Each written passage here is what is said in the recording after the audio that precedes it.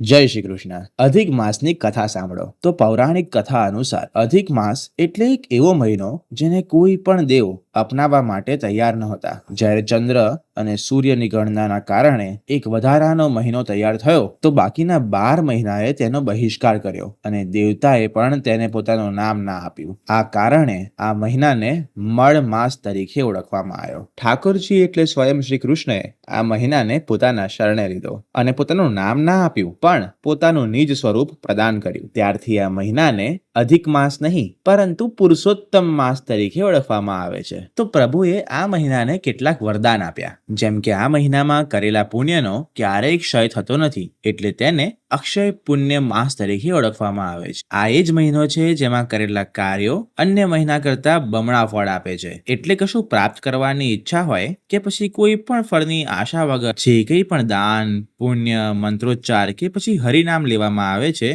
તેનું ફળ અક્ષય રહે છે અને અનહદ બની જાય છે. જો તમને પુરુષોત્તમ માસ વિશેની આ જાણકારી ગમી હોય તો કોમેન્ટમાં લખો જય શ્રી કૃષ્ણ અને મને કહો કે તમને બીજું શું જાણવું છે. આ સાથે જ યમુનાજીના સાનિધ્યમાં હસ્તરેખા, જન્માક્ષર અને ફોટો દ્વારા જીવનની કોઈ પણ સમસ્યાના કાયમી સમાધાન માટે આજે જ વ્યાસજી મહારાજનો સંપર્ક કરો. સર્વ વૈષ્ણવને જય શ્રી કૃષ્ણ. પુષ્ટિ માર્ગીય અવશ્ય મળો.